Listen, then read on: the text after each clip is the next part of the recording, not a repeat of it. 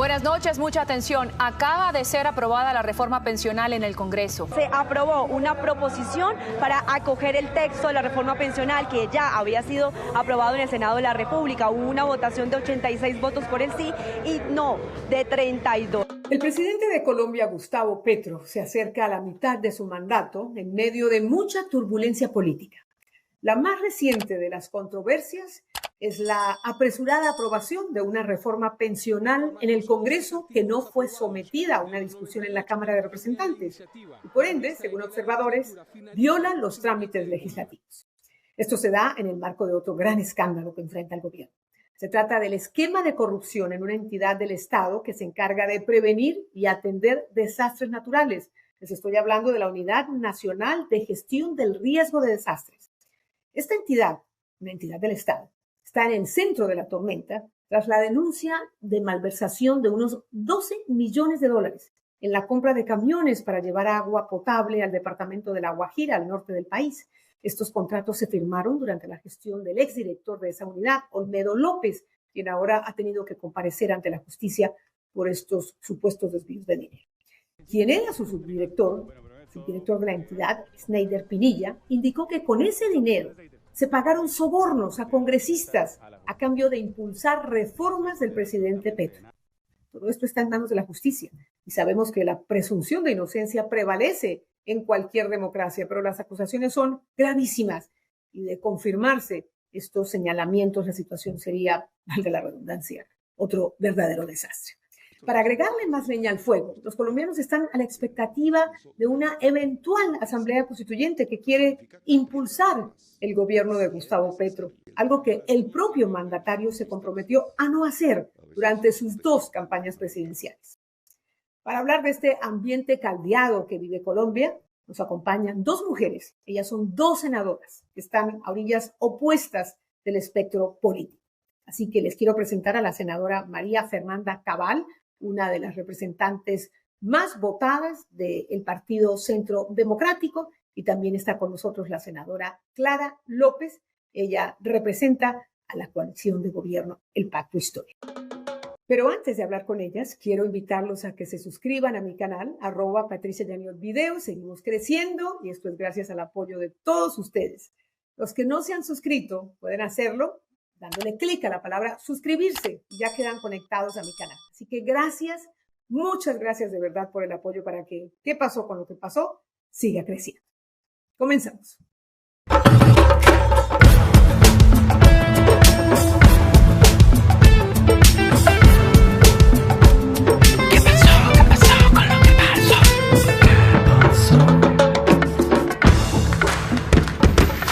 Senadora Clara López del Pacto Histórico, gracias por acompañarnos en ¿Qué pasó con lo que pasó? Bienvenida. Queremos hablar, hacer un balance del gobierno de Gustavo Petro en medio de varias controversias que se han generado en las últimas semanas. Bienvenida al programa. Muchísimas gracias, Patricia, por la invitación. Bueno, pues queremos tener la versión de los congresistas que pues están alineados con el gobierno y usted es una de ellas. Y queríamos comenzar preguntándole sobre esta nueva controversia que se ha generado a raíz de la aprobación casi express de la reforma pensional. Muchos dicen que la Corte Constitucional no va a aprobarla y que este sería otro fracaso para el gobierno de Gustavo Petro. La pregunta es, ¿por qué la reforma pensional no se debatió en la Cámara de Representantes, en la plenaria, como supuestamente lo indica el procedimiento constitucional? Patricia, ha habido una táctica de dilación por parte de la oposición para que las reformas se hundan por tiempos. Entonces, en la Cámara de Representantes se citó a una audiencia pública, cuando este es un proyecto que ha sido debatido durante 2 largos años en todas las audiencias públicas y en el Congreso, pues no hay un solo congresista que no la conozca a fondo y cómo va a votar en la votación final. Entonces ahí lo que se hizo fue salvar la reforma, votando el texto del Senado para evitar la conciliación entre las 2 cámaras, que habría significado hundir la reforma pensional, que es fundamental para el país. ¿Qué anticipa va a suceder en la Corte Constitucional con la reforma? Bueno, la Corte tiene varias opciones, ellos pueden modular precisamente la sentencia, lo hicieron con el Plan Nacional de Desarrollo, devuelven si es que consideran que no hubo suficiente discusión, algo que es debatible, y la pueden devolver para que se vuelva a dar ese debate si es que consideran que no fue suficiente, pero no necesariamente se tiene que caer en esa circunstancia de reforma a las pensiones y sería muy delicado que así pasara. ¿Usted cree que el gobierno hubiese tenido otro gran fracaso si no aprueba el Congreso la reforma pensional? ¿Por qué era tan determinante aprobar esta reforma cuando pareciera que había ambiente para que se conciliaran, ¿no? De que el diálogo avanzara para llegar a una reforma que dejara contenta a todas las partes? Mire, en Colombia solamente tienen acceso al sistema de pensiones 1 de cada 4 adultos mayores, hoy en Colombia. La OCDE dice que es el único país donde el sistema pensional es absolutamente desigual. Y además, hoy en día se está agotando el llamado Fondo de Solidaridad Pensional con el que las empresas privadas que manejan pensiones pueden otorgar el salario mínimo. Apenas se agote ese fondo que está muy próximo, le corresponderá hacer ese subsidio al gobierno nacional. O sea que el sistema actual no es sostenible. Entonces tenemos muchas razones para que de inmediato se ponga en funcionamiento este nuevo sistema de pilares que, entre otras cosas, garantiza que todos esos adultos mayores que no tienen absolutamente ninguna posibilidad de ningún estipendio tengan por lo menos el bono pensional que les permite mantener el nivel de la pobreza. Es algo que no es negociable. La gente hoy no tiene una vejez digna en Colombia. Bueno, y los detractores de la reforma dicen que con esta reforma tampoco la van a tener porque no es sostenible en el tiempo, que los jóvenes van a quedarse posiblemente cuando lleguen a la edad de pensionarse tampoco sin los dineros necesarios pues de una pensión digna. Y bueno, esto sucede en medio de Bueno, otro gran escándalo que enfrenta el gobierno. el marco fiscal de mediano plazo que se elabora por el gobierno, pero lo discute un órgano profesional independiente que es el Comité de la Regla Fiscal, ha visto esas proyecciones de las pensiones y la verdad es que por allá en el año 2070 empieza a haber un problema de financiación, pero entre el 2024 y el 2070 todo el mundo sabe que tiene que haber un ajuste de parámetros en edad de pensión y en cotización que desde luego garantiza que el sistema sea sostenible en el largo plazo. Le decía que toda esta aprobación de la reforma pensional se da en medio de otro gran escándalo de corrupción que enfrenta el gobierno y que tiene que ver con las denuncias que se han hecho en torno a la unidad de riesgo, las denuncias que han hecho especialmente su subdirector, el señor Snyder Pinilla, quien dice que el dinero que se malversó en esta entidad se utilizó en parte para comprar los votos del Congreso para que le aprobaran las reformas al presidente Petro. Lo grave, senadora, es que en medio de las denuncias, esta persona dice que se le pagó sobornos al presidente de la Cámara de Representantes y al presidente del Senado. Y la sensación que tiene la población es que aún con estas gravísimas denuncias no pasa nada. El Congreso sigue su marcha, no hay ningún procedimiento, ningún proceso, por lo menos para determinar responsabilidades políticas. Efectivamente, estamos ante un escándalo de corrupción muy delicado, ya está en manos de la Fiscalía. El Congreso como tal no tiene atribuciones de juzgamiento sobre esos funcionarios, solamente sobre los propios congresistas o el presidente de la República. Entonces, más allá del debate público, del debate político, hay que esperar lo que diga la Fiscalía General, porque ellos están en un principio de oportunidad. Si llegan a un acuerdo, se dará el principio de oportunidad, si no, tendrán que ir a juicio. Senadora, hablemos de la situación de violencia también, que estamos viendo brotes de violencia, ataques guerrilleros, y bueno, la gente, una parte de la población dice que esto es por todas las ventajas que le ha dado el gobierno a estos grupos guerrilleros disidentes en medio de su política de la paz total. ¿Qué impacto tiene esto en la política de paz del presidente Petro? Bueno, desde luego es una situación muy delicada, pero no nació con Petro. Eso viene de tiempo atrás y tiene mucho que ver con los incumplimientos que se dieron a los acuerdos de paz con las FARC, tanto en el gobierno, en la parte final del gobierno Santos, como en el gobierno Duque. Estamos ante una situación también de cambio de la manera como se tratan los temas. Se está tratando de dialogar con las disidencias en medio de un cese al fuego que el gobierno tuvo que levantar. Ahora la situación se ha agravado con el levantamiento del cese al fuego.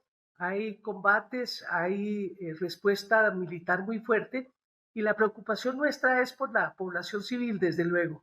Pero sí, especialmente en el departamento de la vicepresidenta, el departamento del Cauca, la situación está muy delicada y hay mucho ataque a la población civil, que es algo que no se ha podido enfrentar adecuadamente. Sí, la gente sabe que esto viene de tiempo atrás, pero el que está gobernando es actualmente el presidente Gustavo Petro y la gente espera soluciones porque fue lo que prometió. Entonces la situación de orden público se ha ido agravando. ¿Hay algún plan que ustedes vean que se puede implementar para avanzar en este tema de la paz y bueno, evitar que se sigan produciendo atentados y estos hechos de violencia que ya se multiplican en varias zonas del país? El país durante 50 años ensayó la solución militar. Ahora estamos en la paz total buscando el diálogo.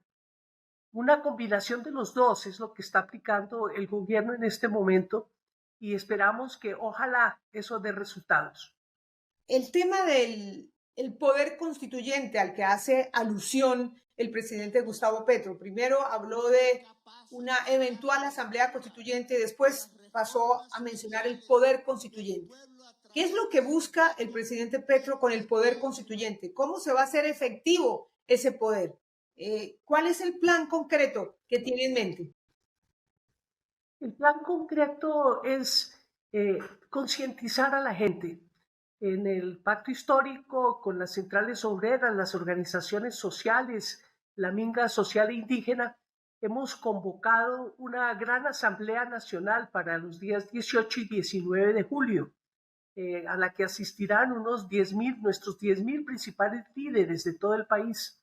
Y los vamos a orientar para llevar las propuestas de cambio a todos los rincones del país. Vamos a hacer asambleas territoriales en el ánimo de generar una ciudadanía activa, de impulsar el poder popular, la movilización social en favor del cambio, porque pensamos que de esa manera, de abajo hacia arriba, se pueden buscar esos acuerdos nacionales que han eludido a los dirigentes del país. Pero eso no significa convocar a un referendo, a una consulta popular. Simplemente se queda en la discusión de los temas que quisieran que se reformaran. ¿Es esto a lo que se refiere el presidente Petro? ¿O hay un plan de un referéndum o una consulta? No, el presidente Petro por ahora ha planteado ese proceso constituyente que de darse un acuerdo político nacional para un nuevo pacto social de equidad, de búsqueda de la paz, de eliminar la violencia de la política, pudiera desembocar eventualmente en una convocatoria a un referéndum o a una constituyente, previo a un gran acuerdo nacional. O sea que la Asamblea Constituyente no se descarta. No, yo no pienso que se pueda descartar y es un mecanismo previsto en la Constitución Política de Colombia en su artículo 374 y 376. Desde luego, el problema es que el presidente durante su campaña lo negó una y otra vez, no la última solamente, lo negó también en la campaña anterior a la más reciente que resultó elegido. O sea que ¿cómo se puede confiar en un líder que una y otra vez dice que no va a hacer algo y cuando llega al poder lo propone y hace lo contrario? O dice lo Bueno, contrario. porque un proceso constituyente no está enmarcado dentro de uno u otro periodo presidencial. Es un proceso que se pone en marcha y que ojalá lleve frutos, ojalá llegue a un nuevo acuerdo nacional. Puede ser en este periodo presidencial, puede ser en el próximo. No creo que haya una contradicción de términos, sino que ha habido de verdad muchos inconvenientes, siendo un gobierno progresista de cambio con un Congreso que es cada vez más adverso y que defiende que todo se quede como está. Entonces es un proceso constituyente en búsqueda de avenidas para un cambio pacífico en Colombia. La constituyente desata el temor de la reelección por lo que ha sucedido pues, en países vecinos y pues el balance de esos gobiernos aterrorizan a la población. ¿El presidente debería reelegirse?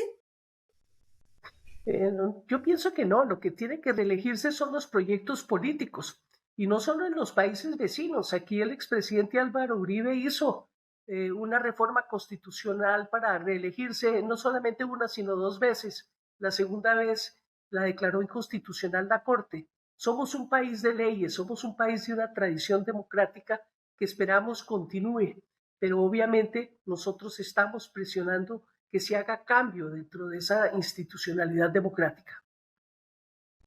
Y por último, senadora, ¿qué balance hace usted de la gestión del gobierno a 2 años de su llegada al poder?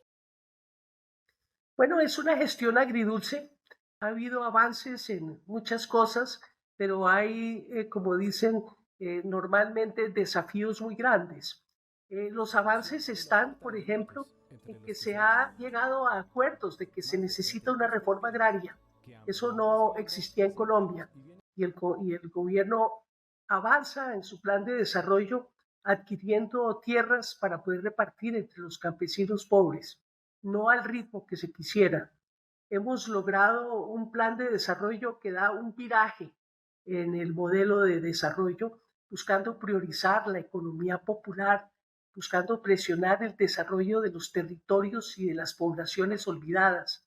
Pero sin lugar a dudas, ese lunar que no es lunar, es muy grave el tema de la inseguridad. Es un tema que tiene demasiados desafíos, no solamente para el gobierno, sino en general para la sociedad colombiana. Y desde luego no hemos podido sacar todas las reformas sociales que buscábamos en el Congreso de la República. Se cayó la reforma a la salud, estamos pendientes de una reforma a la educación que posiblemente también zozobre en esta legislatura y avanza la laboral. Vamos en un camino de cambio y esperamos seguir adelante. Senadora López, gracias por estar con nosotros en ¿Qué pasó con lo que pasó? Un gusto tenerla en el programa. A usted, muchísimas gracias por la invitación.